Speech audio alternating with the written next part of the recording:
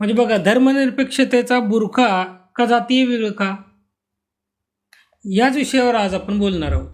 लक्षात घ्या, छोटंसं विश्लेषण करणार आहे याच विषयावर. नमस्कार मित्रांनो, आज आपण अशा विषयावर बोलणार आहोत जो आपल्या देशाच्या राजकारणातील सर्वात मोठा मुखवटा आहे.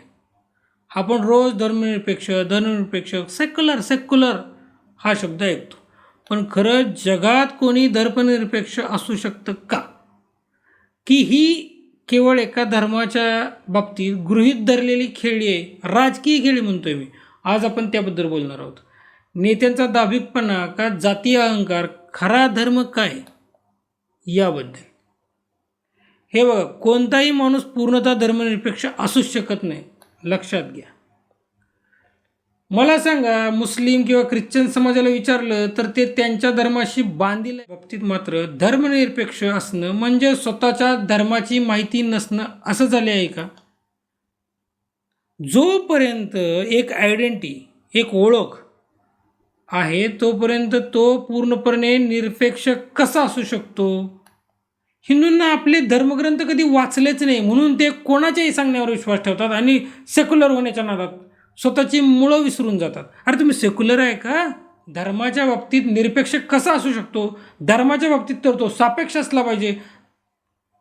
मुसलमान स्वतःला मुसलमान म्हणण्यात गर्व करतो, तुम्ही हिंदू म्हणण्यात गर्व का करत नाही? तुम्हालाही गर्व पाहिजे. दुसरा व्यक्ती जर स्वतःच्या पंथाविषयी ठाम असेल तर तुम्हालाही राहावं लागेल. जात सापेक्ष की जात निरपेक्ष, कधी हा मुद्दा आला का तुमच्यासमोर? तुम्ही धर्म सापेक्ष पाहिजे, जात निरपेक्ष पाहिजे. पण आपल्या डोक्यात एक वेगळ्या प्रकारचा गांजा पसरलेला आहे. आपल्याला काय वाटतं, धर्मनिरपेक्ष असलं पाहिजे. धर्मनिरपेक्ष असू शकत नाही माणूस, तो सापेक्षच असणार. हे लक्षात घ्या. धर्माच्या बाबतीत तो कट्टरच असला पाहिजे.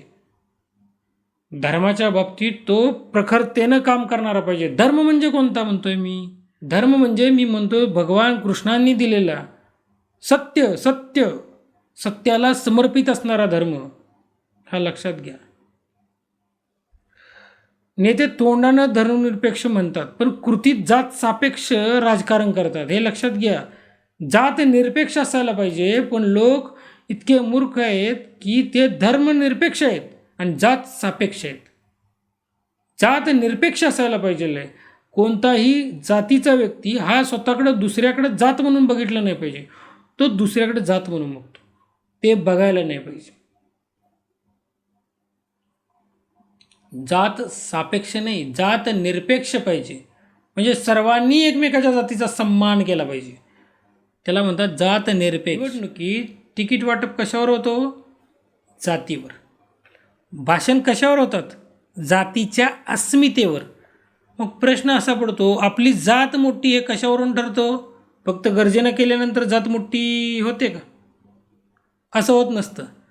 तुम्ही तुमच्या जातीच्या उत्थानासाठी, शिक्षणासाठी, गरिबांच्या निर्मूलनासाठी काय केलं याच्यावरती पण ठरतं. तुम्ही काय केलं जातीसाठी, हा तुम्ही विचार करायला पाहिजे.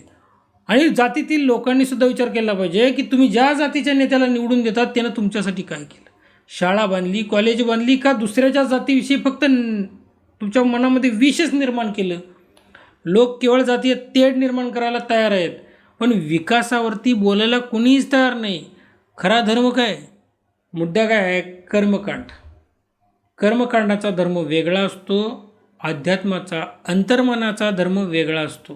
तुम्ही कर्मकांडामध्ये अडकून पडलायत आणि त्याला तुम्ही धर्म समजताय, हे लक्षात घ्या. नेते धार्मिक असायला हवेत पण तो धर्म राजकीय नसावा, हे लक्षात घ्या. नेते धार्मिक असले तरी चालतील, पक्के धार्मिक पाहिजेत पण त्यांचा तो धर्म जो आहे ना, तो राजकीय धर्म नसायला पाहिजे, राजकारणापुरता धर्म. खरा धर्म तो जो तुमच्या आतून येतो, जो त्या सत्य परमेश्वराला जोडलेला असतो, लक्षात घ्या. जो तुमच्या जीवनात सत्याचा प्रकाश आणतो, जो स्वार्थापलीकडे जाऊन विचार करायला शिकवतो, जो प्रत्येकाला किंवा प्रत्येकाच्या मध्ये जो परमात्मा विराजमान असतो, तो धर्म तुमच्यात जिवंत झाला पाहिजे. जो खरोखर धार्मिक असेल ना, तोच समाजाच्या विरोधात किंवा हिंसेच्या बाजूने कधीच उभा राहणार नाही. पण धर्मासाठी जर हिंसा करायला लागली तर पाठीमागं सुद्धा हटणार नाही. हे लक्षात घ्या. अस्मितेचा अहंकार की दुजाभाऊ, झेंडे, नारे आणि वस्त्याच्या भिंती कधी बघितलेत तुम्ही? जर आपण खरोखरच धर्मनिरपेक्ष असतो तर मंदिराचा अपमान झाला असता का? हिंदू देवीदेवतांची विटंबना झाली असती का? आज प्रत्येक जातीने स्वतःचे किल्ले बनवले आहेत. प्रत्येक जातीचा वेगळा झेंडा, वेगळा नारा चालू आहे. आपण दुसऱ्याला स्वीकारायला तयार नाही, कारण आपण स्वतःला एका चौकटीत बांधून घेतले, त्यातून बाहेर निघायलाच तयार नाही. आपण ठरवलं आहे मला याच कुंपणात राहायचं आहे, मला याच्या बाहेर जायचंच नाही. आणि याचा उपाय काय आहे? संविधानाने शब्द दिलेत, पण माणसाला विचार करायला बुद्धी दिलेली आहे. लक्षात घ्या. माणसानं बुद्धीचा वापर करून विचार करायला पाहिजे. प्रत्येक गोष्ट संविधानात लिहायलाच पाहिजे असं नसतं. माणूस बदलावं लागेल हे लक्षात घ्या. आधी जात निरपेक्ष व्हा. जेव्हा तुम्ही जातीचा चष्मा काढून फेकणार नाही आणि समोरच्या माणसाकडे माणूस बनून बघणार नाही, तोपर्यंत कधी एकोपा येईल का? कारण एकोप्याची सुरुवातसुद्धा तुम्हालाच करावी लागेल हे लक्षात घ्या. दांभिक धर्मनिरपेक्षतेपेक्षा मानवतावाद आणि सत्य पाळणं जास्त गरजेचं आहे. लक्षात घ्या.